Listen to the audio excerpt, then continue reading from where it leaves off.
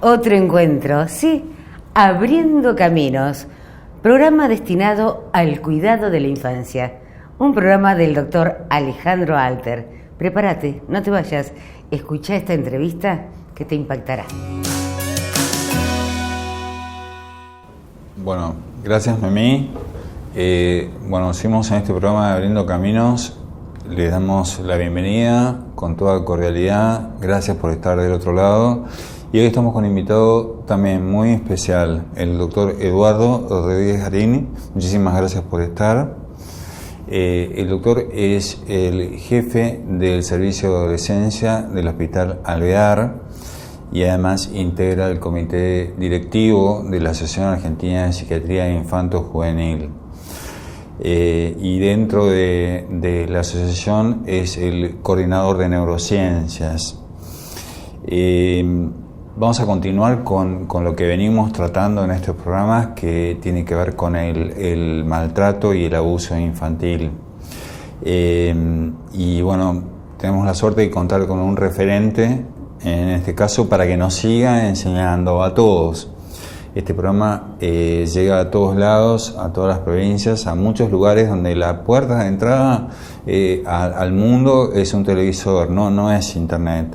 Entonces vamos a tratar de hacer lo posible para que les sea útil. Antes que nada te voy a pedir dos cosas. Una, si te puedo tutear. No hay problema, Alejandro. Además de agradecerte que estés acá. Y por otro lado te voy a pedir que si me das permiso de alguna manera, no te voy a hablar como médico, sino te voy a hablar como un papá más que anda por la calle, del lugar que sea, y poniéndome en el lugar de hacerte las preguntas que se me vienen, o que imagino que a cualquier papá se le vienen. Mamá, no sé, y veo que trajiste como fotos y dibujos, o sea, ¿qué es eso, Eduardo? Bueno, lo que quiero explicar, primero te agradezco mucho la invitación, Sí. Lo quería por explicar que yo soy clínico y trabajo en ciudad de adolescencia, y yo lo que veo es la clínica de los pacientes adolescentes en la emergencia psiquiátrica. O sea, yo veo cuando se descompensan en un momento, y cuando vamos a descubrir o tratamos de ver cuáles son las causas de por qué un paciente, un adolescente, se enferma a los 14, 15, 16 años, encontramos que los antecedentes tienen que ver con antecedentes traumáticos en la infancia. Entonces, de ahí mi conocimiento de la relación que existe entre el maltrato infantil y el abuso sexual en la infancia con la patología psiquiátrica en adolescentes, patología además grave. ¿Sí? O sea, te interrumpo y perdonar las interrupciones, pero no hay problema. Digamos, que quiere decir que, una cosa es lo que pasa en la infancia y en la adolescencia es otra, o sea que, porque, no sé, como que todos nos imaginamos un poco que la adolescencia sería como una edad que por ahí es como que facilitadora del tema del abuso, pero en realidad lo que ven en el hospital, y vos creo que hace casi 20 años que sos el jefe de adolescencia, ¿no? O sea, entonces lo que ven en realidad es como enfermedades que son secuelas o como cicatrices, ¿no? Algo así, sí, de lo que pasó cuando esos adolescentes eran chiquitos. Exactamente. También existe el abuso del adolescente, pero muchas veces nos encontramos que el adolescente, cuando es abusado, es una segunda instancia y fue abusado también en la infancia. Entonces es retraumatización, ¿sí? Y eso empeora aún más en los cuadros. Yo quería mostrar esta imagen que la hemos sacado de un trabajo de un neurocientífico, Teicher, que trabaja en el Hospital McLean en Boston, que se ha dedicado a estudiar este tema. Vos ves que acá hay una dinamita y un reloj que va a explotar. Esto es una bomba de tiempo. ¿Qué se ha descubierto de las neurociencias hoy? Que en el neurodesarrollo, desde que un bebé nace hasta que una persona se convierte en adulto, hay varias pautas que para un crecimiento adecuado no tiene que haber situaciones donde se exija a ese organismo, ese cerebro, a situaciones que no puede manejar o que no puede enfrentar. Entonces, situaciones estresantes, como puede ser el maltrato infantil, el castigo corporal, el abuso físico, el abuso sexual, el abandono parental, lo que se llama negligencia, produce un estrés que el chico no puede tolerar y deja marcas en su desarrollo que van a aparecer en forma más evidente en la adolescencia. Entonces, si bien algunas situaciones traumáticas se pueden detectar en la infancia, y esto es cierto porque los que hacen clínica infantil lo pueden detectar, los síntomas a veces más llamativos aparecen mucho después y los más graves aparecen más adelante, porque ese trauma ha interrumpido un programa de desarrollo nervioso que es irreversible. ¿Sí? O sea, algo que pasa en el cerebro. Exactamente. Si querés, te muestro algunos. Sí, me encantaría, me parece Bien. que... O sea, pero... porque sí. eso ¿hay imágenes del cerebro? O sea... Sí. Pero yo te voy a hacer una alegoría para que lo puedan entender.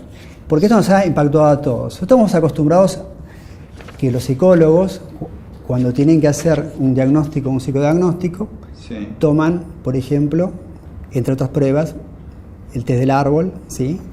Y este test O sea, esto es a un chico Sí. o una persona adulta dibuja un árbol Sí.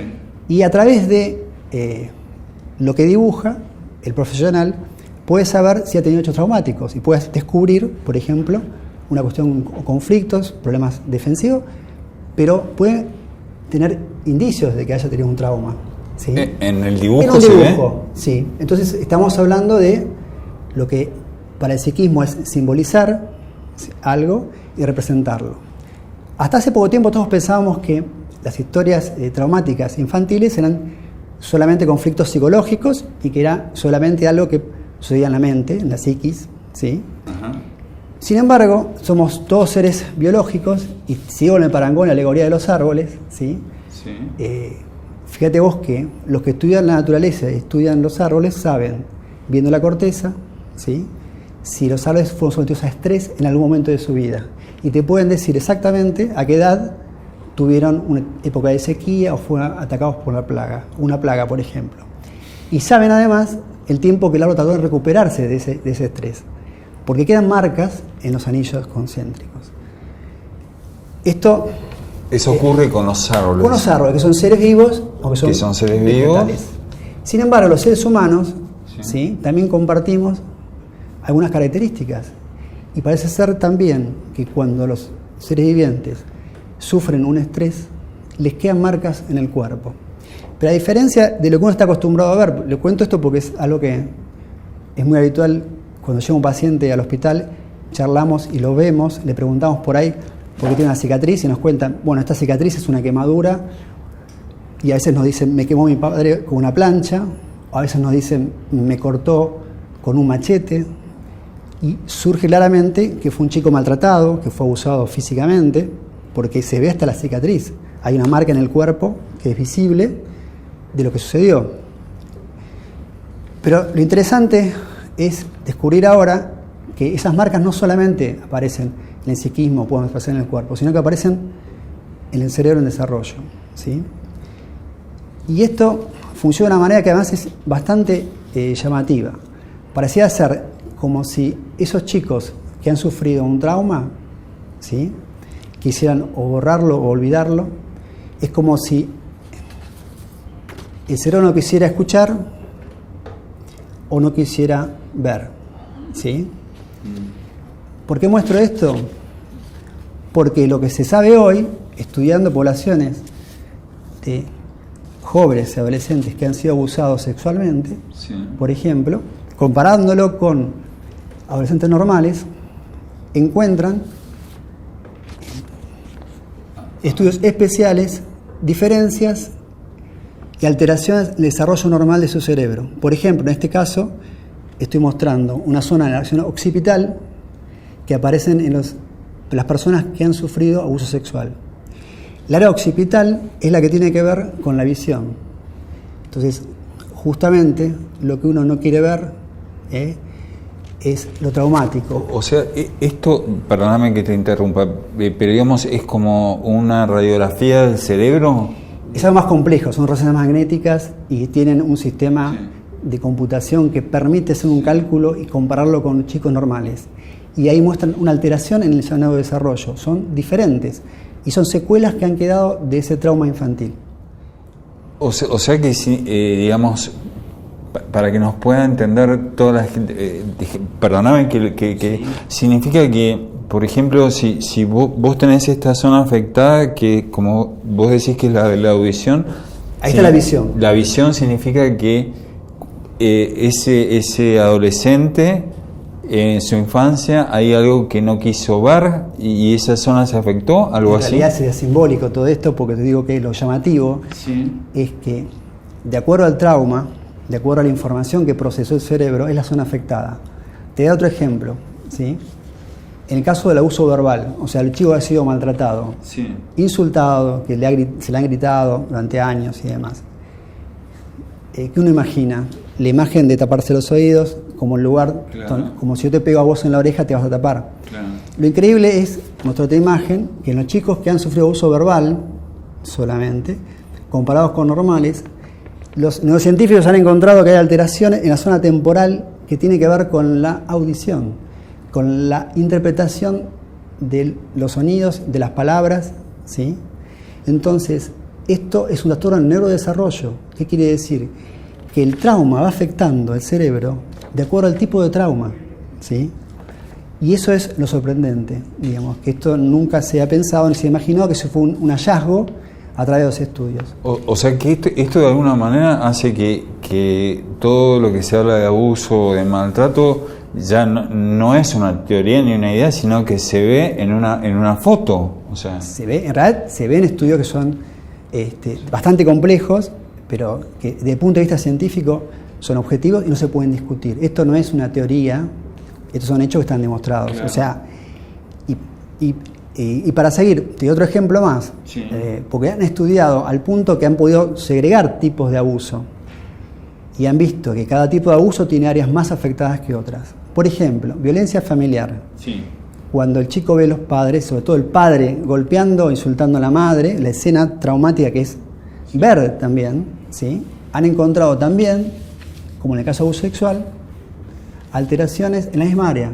El área occipital, que sería en el sector que está posterior, en la nuca, que tiene que ver con los impulsos visuales. O sea, la formación de imágenes primarias y secundarias están afectadas. Por eso decía, esto es simbólico, parece que no quiere ver, está dañada el área que tiene que ver con la visión.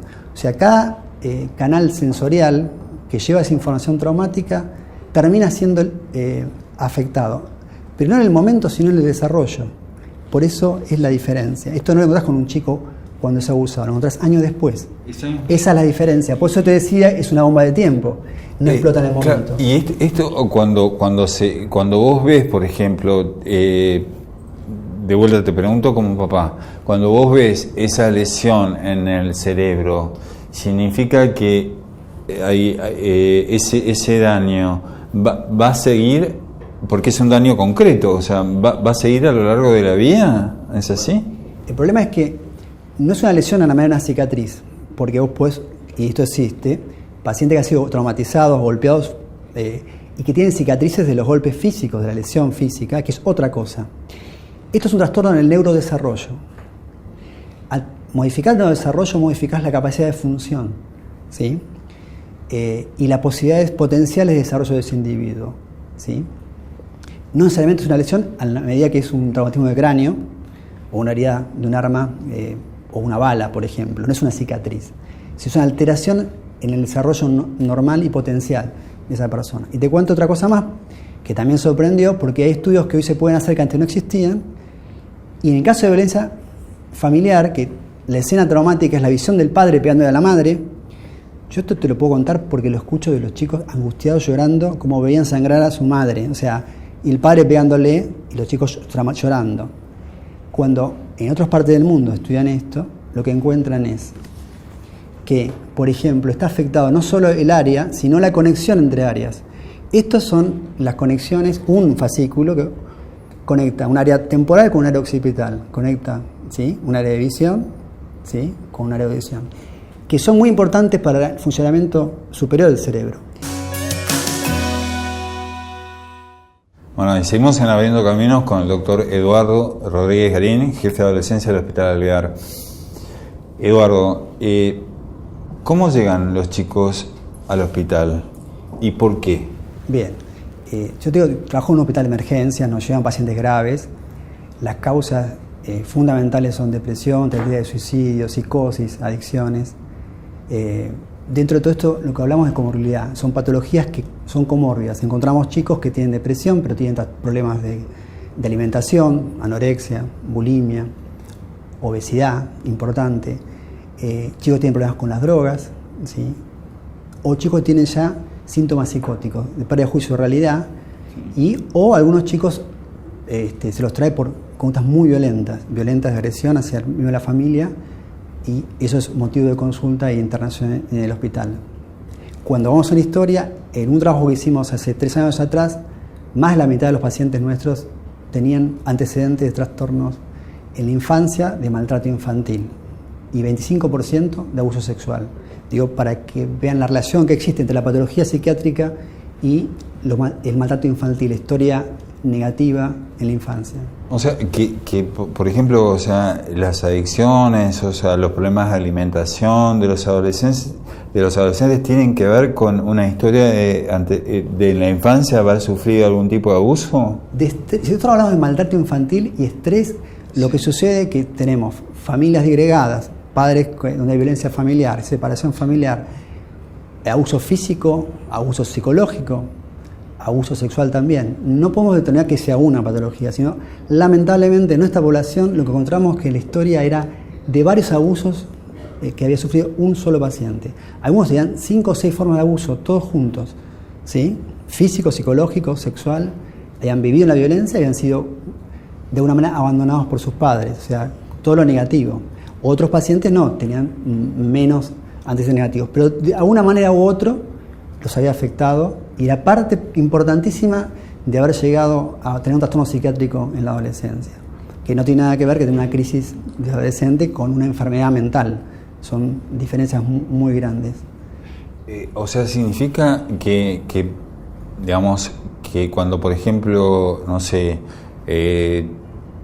tu hijo, mi hijo, no sé, presenta un trastorno alimentario, un trastorno de adicciones, los médicos que están a cargo, los profesionales que están a cargo, deberían saber que tienen que conocer muy bien la historia infantil de ese niño o esa niña, porque quizás algo ocurrió y esto que está pasando en el presente es la consecuencia de lo anterior. Sería todo médico, en este caso pediatra, pero cualquier profesional, cuando está frente a un paciente debería interrogarlo acerca de antecedentes negativos en su infancia y preguntarle sin problema si hubo antecedentes de alcoholismo en la familia, si en algún momento fue víctima de fue golpeado o maltratado, si alguien le hizo daño o se abusó sexualmente. Directamente, preguntárselo al paciente, porque se van a sorprender, porque van a encontrar que en muchas diferentes patologías aparece esto en común. El problema es que los médicos no se los ha acostumbrado a preguntar. Quedó más para los psiquiatras o los psicólogos, porque digamos, es su área de trabajo. Sin embargo, creo que más gente con trastornos, los que no son médicos clínicos o pediatras, que los psicólogos y los psiquiatras, porque la población que vemos nosotros es una población que viene a la consulta con la enfermedad. Los otros no vienen a la consulta. Ha estado durante años silentes, presentando otros trastornos, a veces somatizaciones, o sea, que ponen en el cuerpo, pero que no pueden hablar sobre lo que les pasó. Yo creo que la buena noticia es que, y a partir de este programa como tantos, o sea, que se está empezando a hablar de las cosas, o sea, que las cosas no permanecen más en silencio en ningún ámbito, ni en la salud, ni en el judicial, y creo que eso ya es un paso enorme hacia adelante. Que esta información que vos estás dando y le estamos comunicando a gente en todos lados del país va a empezar a mover cosas, digamos, y además también esto de que uno digamos, que es distinto el hecho de tener el conocimiento, la información de algo, porque cuando uno no la tiene no es responsable. Ahora cuando uno tiene esa información ya es parte, digamos, de buscarle la solución porque es responsable, ¿no es cierto? Alejandro, yo como mostré todo esto, sí, porque creo que mi responsabilidad como médico es hacerle conocer a la gente que el abuso, el maltrato infantil no es solamente un hecho psicológico que va a ser tratado cuando sea grande por un terapeuta, que deja secuelas que son irreversibles hasta hoy, ¿sí? A nivel biológico. Entonces es bajar el hándicap, la posibilidad de desarrollo y potencialidad de ese individuo, ponerlo al borde de un montón de enfermedades mentales que seguramente no hubiese tenido si hubiesen sido cuidados en su momento. Entonces, advierto es para dar importancia a la prevención, ¿sí? La prevención. Evitar que esto pase, que seguir insistiendo en cuidar a los chicos de todas formas de maltrato y de abuso. Claro, porque uno dice, esto no es una enfermedad congénita donde el bebé nace con un problema del corazón y después, bueno, lo tenemos que operar. No, el bebé nace normal y por lo tanto acá la prevención es como, no sé, se me ocurre que es el tema central, y con lo cual, si esa prevención está bien hecha, esto lo podemos casi... Es evitable. Es evitable. Es evitable, sin duda es evitable. Y eso requiere, digamos, como decís vos, que todos nos hagamos cargo de esto y todos del lugar que tenemos cuidemos a los chicos. No solamente a nuestros hijos o a nuestros nietos, a nuestros sobrinos, sino también cuidemos al hijo del vecino, al compañero de nuestro hijo de colegio, ¿sí? A los chicos que sepamos que están en riesgo y que pueden ser víctimas. Y se me acuerdo, porque te escuché hablando de educación sexual, o sea, me parece que no sé, nosotros tenemos como instalado en la cabeza que educación sexual es que les enseñan a los adolescentes a cómo usar un preservativo, pero la educación sexual en los chicos chiquitos creo que es otra cosa, ¿no? Bueno, en otras partes del mundo se está trabajando desde muy pequeñitos. Por ejemplo, le muestran imágenes y les enseñan que parte del cuerpo no se la puede tocar nadie, solo la mamá o el médico en una situación particular, que ellos tienen que decir que no, que ellos pueden hacer respetar y que tengan comunicación con personas que confíen y que no tengan miedo de contar nada. Porque muchas veces lo que se sostiene el abuso es el silencio, ¿sí? El silencio. Entonces, el chico le pasa algo, sabe que está mal, no sabe qué es, pero tiene miedo y a veces el abusador lo hace callar. Y el problema del abuso es que suele ser repetido, sobre todo el abuso que se llama intrafamiliar, cuando es un integrante de la familia, que es de los peores, porque suele ser repetido a través del tiempo. Y generalmente, además del abuso, la escena que vive traumática se incrementa por la amenaza. Si hablas, te va a pasar tal cosa, tené cuidado, lo mismo que hago como lo hago con tu hermanito, si no tu mamá o tu papá tal cosa. Y esto va generando una potenciación del efecto traumático, que eso está descrito en los estudios. Hoy se sabe, de acuerdo a la reacción que tenga, y aún un chico abusado, si la familia interna rápidamente, se lo protege, se saca al abusador, se lo castiga, es probablemente ese abuso no llega a este nivel, las secuelas no sean tan graves. O sea, el daño aumenta si el niño o la niña no es creído. No solo es creído, te puedo contar casos que son terribles, es desmentido, es mentira, tu abuelo no te pudo haber hecho eso. No, ¿qué le hiciste vos? Lo habrás provocado, o sea, culpabilizado, ¿sí? O negado, ¿sí? O callado, a veces por intereses económicos, porque no quieren denunciar, porque es la pareja de sostén de la casa, y otra serie de circunstancias más complejas. Ahora, la sensación de chico es, nadie me quiere, yo soy una cosa, ¿sí?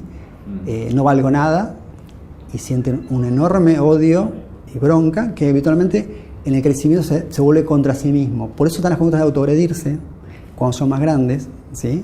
Que puede ser también con el consumo de drogas o con la alimentación. Muchas veces representan ese enojo y esa bronca que tienen como una secuela de trauma. Esto a nivel psicológico, ¿sí? Tengo un montón de preguntas para hacerte, pero digamos, esto tiene, y después quiero también convocarte para que hables sobre este tema, porque sé que lo conoces y lo manejas a diario, que es el tema del bullying. Bien. El bullying tiene relación... Interesante. Por ejemplo, han estudiado que el bullying, que es una forma de uso psicológico, le hace más daño al chico el abuso psicológico de los pares en la adolescencia que los padres. Se ha estudiado el nivel de impacto. O sea, el abuso psicológico en la infancia es de los padres, pero el abuso que le golpea más a un adolescente no es de los padres, es de los pares. Porque es repetido, es del grupo donde tiene que pertenecer, donde es rechazado, queda aislado. Y para los chicos, el adolescente es muy importante el grupo. Por ahí el padre ya se puede tomar distancia. Entonces, hasta hoy se sabe que en diferentes momentos evolutivos, el tipo de abuso y la persona que puede usar puede tener diferentes consecuencias. En el contexto psicológico, lo que todos sabemos, pero hoy se ve también la biología. Hoy mente y cerebro están unidos y no se lo puede separar. Yo te quiero invitar a un programa para hablar específicamente después de bullying, pero quiero pedirte un minuto, digamos, final, que le hables a la gente y le digas lo que vos quieras transmitirle. Bueno, yo le diría que a toda edad un chico puede entender de alguna manera. Lo primero, los chicos más chiquitos, es buscar la vinculación. Uno se puede vincular desde muy pequeño con los chicos para generar un vínculo de confianza, ¿sí? Que después, cuando empiezan a manejar el lenguaje, uno ya puede transformar en palabras y puede explicar. Y que el chico sienta que va siempre a ser protegido y siempre va a ser escuchado, ¿sí? Y que siempre va a ser creído en esto. Esto es fundamental. Y desde muy chiquito enseñarle esto que te acabo de decir. ¿Qué se puede hacer, qué no se puede? Esto no se puede tocar, y a veces los papás les enseñan. Cuando toca un chico a la mamá en la cola, le dicen no, la cola no se puede, y le explica, ¿sí? Bueno, a vos tampoco te pueden tocar. Y los chicos van entendiendo desde su lenguaje sus limitaciones, pero pueden entender esto. Y después, cuando va creciendo, se le van dando instrumentos y herramientas de acuerdo a sus posibilidades para que vaya entendiendo que se lo tiene que respetar, que a él se lo va a cuidar y se lo va a proteger en cualquier circunstancia. Entonces, cuando va creciendo, el vínculo va cambiando. La adolescencia va a ser diferente que evidentemente en la infancia, pero si está el vínculo de confianza, el chico siempre va a recurrir a la figura que le da confianza, porque lo vemos, los chicos que hablan, en nuestro caso, fue un preceptor, fue una maestra, fue un profesor de educación física, fue el médico, ¿sí? La figura de confianza. Bueno, te agradezco enormemente que hayas estado acá. Hoy te convocamos nuevamente. Les agradecemos a todos los que nos están viendo. Todo mi agradecimiento a Noemí Cerrantes, al equipo de Marcela Otado, a Alberto Eiras, a toda la gente que hace posible que Abriendo Caminos exista, y ojalá que les sea útil. Nos vemos la semana que viene. Muchísimas gracias.